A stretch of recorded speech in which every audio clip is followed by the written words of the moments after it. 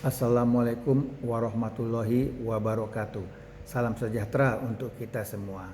Sesuai janji saya kemarin, mulai malam ini saya akan membacakan rancangan Undang-Undang Cipta Kerja yang sudah disahkan oleh DPR, dan saya download naskah ini dari CNBC tanggal 12 Oktober yang versi final yaitu 812 halaman dan sudah dikonfirmasi kepada Sekretaris Negara bahwa inilah yang ditandatangani dan dikirim ke Presiden.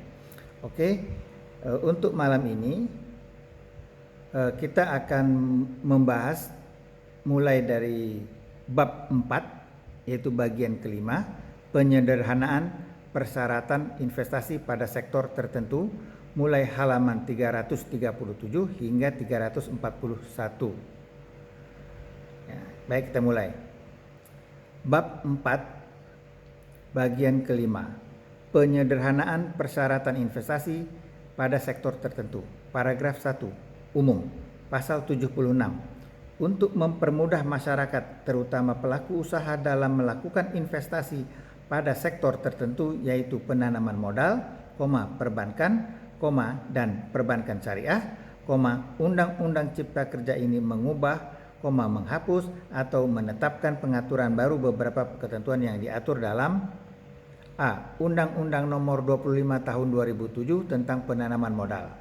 B. Undang-Undang Nomor 7 Tahun 1992 tentang perbankan, berikut perubahannya.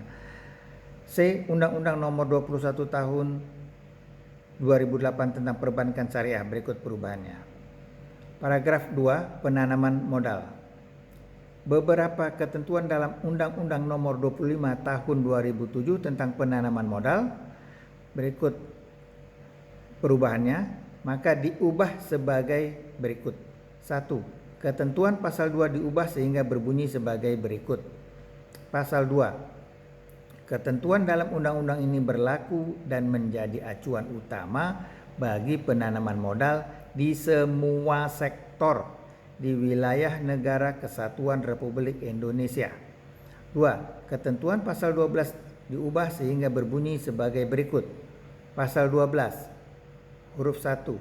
Semua bidang usaha terbuka bagi kegiatan penanaman modal, kecuali bidang usaha yang dinyatakan tertutup untuk penanaman modal atau kegiatan yang hanya dapat dilakukan oleh pemerintah pusat.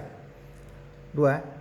Bidang usaha yang tertutup untuk penanaman modal sebagaimana dimaksud pada ayat 1 meliputi A.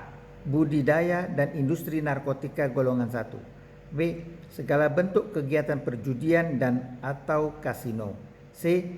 Penangkapan spesies ikan yang tercantum dalam Appendix 1 Convention on International Trade in Endangered Species of Wild Fauna and Flora atau dalam kurung CITES. D. Pemanfaatan atau pengambilan koral dan pemanfaatan atau pengambilan karang dari alam yang digunakan untuk bahan bangunan atau kapur atau kalsium, akuarium, dan souvenir atau perhiasan, serta koral hidup atau koral mati yang baru mati, maksudnya dari alam. E. Industri pembuatan senjata kimia, dan F. Industri bahan kimia industri dan industri bahan perusak lapisan ozon. 3. Ketentuan lebih lanjut mengenai persyaratan penanaman modal sebagaimana dimaksud pada ayat 1 dan ayat 2 diatur dalam peraturan Presiden. 3. Ketentuan pasal 13 diubah sehingga berbunyi sebagai berikut. Pasal 13. 1. Pemerintah pusat atau pemerintah daerah sesuai dengan kewenangannya memberikan kemudahan, pemberdayaan, dan perlindungan bagi koperasi dan usaha mikro, kecil, dan menengah dalam pelaksanaan penanaman modal berdasarkan norma, standar, prosedur, dan kriteria yang ditetapkan pemerintah pusat. 2. Perlindungan dan pemberdayaan sebagaimana dimaksud pada ayat 1 berupa pembinaan dan pengembangan koperasi dan usaha mikro, kecil, dan menengah melalui A. Program kemitraan, B. Pelatihan sumber daya manusia, C. Peningkatan daya saing, D. Pemberian dorongan inovasi dan perluasan pasar, E. Akses pembiayaan. Dan F. Penyebaran informasi yang seluas-luasnya. 3. Pelindungan dan pemberdayaan dan sebagaimana dimaksud pada ayat 2 dilakukan oleh pemerintah pusat dan atau pemerintah daerah sesuai dengan kewenangannya berdasarkan norma, standar, prosedur, dan kriteria yang ditetapkan pemerintah pusat.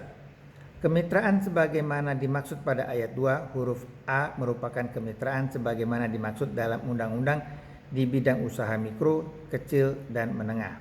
4. Ketentuan pasal 18 diubah sehingga berbunyi sebagai berikut. Pasal 18. Pemerintah pusat memberikan fasilitas kepada penanam modal yang melakukan penanaman modal. 2. Fasilitas penanaman modal sebagaimana dimaksud pada ayat 1 dapat diberikan kepada penanam modal yang A. Melakukan perluasan usaha atau B. Melakukan penanaman modal baru. 3. Penanaman modal yang mendapat fasilitas sebagaimana dimaksud pada ayat 2 paling sedikit memenuhi kriteria A. Menyerap banyak tenaga kerja, B. Termasuk skala prioritas tinggi, C. Termasuk pembangunan infrastruktur, D. Melakukan alih teknologi, E. Melakukan industri pionir, F. Berada di daerah terpencil, daerah tertinggal, daerah perbatasan atau daerah lain yang dianggap perlu, G. Menjaga kelestarian lingkungan hidup, H. Melaksanakan kegiatan penelitian, pengembangan, dan inovasi, I. Bermitra dengan usaha mikro, kecil, menengah atau koperasi, C. Industri yang menggunakan barang modal atau mesin atau peralatan yang diproduksi di dalam negeri, dan atau K. Termasuk pengembangan usaha pariwisata. 4. Bentuk fasilitas yang diberikan kepada penanaman modal sebagaimana dimaksud pada ayat 2 dan ayat 3 dilakukan sesuai dengan ketentuan peraturan perundang-undangan di bidang perpajakan. Ketentuan pasal 25 diubah sehingga berbunyi sebagai berikut. Pasal 25. 1. Penanaman modal yang melakukan penanaman modal di Indonesia harus dilakukan sesuai dengan ketentuan sebagaimana dimaksud dalam pasal 5. 2. Pengesahan pendirian badan usaha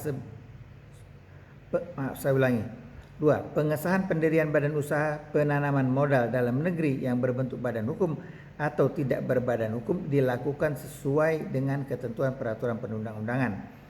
3. Pengesahan pendirian badan usaha penanaman modal asing yang berbentuk perseroan terbatas dilakukan sesuai dengan ketentuan peraturan perundang-undangan. 4. Perusahaan penanaman modal yang akan melakukan kegiatan usaha wajib memenuhi perizinan berusaha dari pemerintah pusat atau pemerintah daerah sesuai dengan kewenangannya berdasarkan norma, standar, prosedur, dan kriteria yang ditetapkan oleh pemerintah pusat. Paragraf 3. Perbankan. Pasal 78. Ketentuan pasal 22 Undang-Undang Nomor 7 Tahun 1992 tentang perbankan berikut perubahannya. Pasal 22 diubah sehingga berbunyi sebagai berikut. Pasal 22. 1. Bank umum dapat didirikan oleh A. Warga negara Indonesia, B. Badan hukum Indonesia, atau C. Warga negara Indonesia dan atau badan hukum Indonesia dengan warga negara asing dan atau badan hukum asing secara kemitraan. 2. Ketentuan lebih lanjut mengenai persyaratan pendirian yang wajib dipenuhi pihak-pihak sebagaimana dimaksud pada ayat 1 ditetapkan oleh Otoritas Jasa Keuangan. Paragraf 4. Perbankan syariah. Ketentuan dalam pasal 9 Undang-Undang Nomor 21 tahun 2008 tentang perbankan syariah berikut perubahannya diubah sehingga berbunyi sebagai berikut. Pasal 9. Bank umum syariah hanya dapat didirikan dan atau dimiliki oleh warga negara Indonesia, B. Badan hukum Indonesia, C. Pemerintah daerah, atau D. Warga negara Indonesia dan atau badan hukum Indonesia dengan warga negara asing dan atau badan hukum asing secara kemitraan. 2. Badan pembiayaan rakyat syariah hanya dapat didirikan dan atau dimiliki oleh A. Warga negara Indonesia dan atau badan hukum Indonesia yang seluruhnya dimiliki oleh warga negara Indonesia. B. Pemerintah daerah. Atau C. Dua pihak atau lebih sebagaimana dimaksud dalam huruf A dan huruf B. Maksud kepemilikan bank umum syariah oleh badan hukum asing ditentukan sesuai dengan ketentuan peraturan perundang-undangan di bidang penanaman modal. Demikian untuk bab 4 tadi yang tentang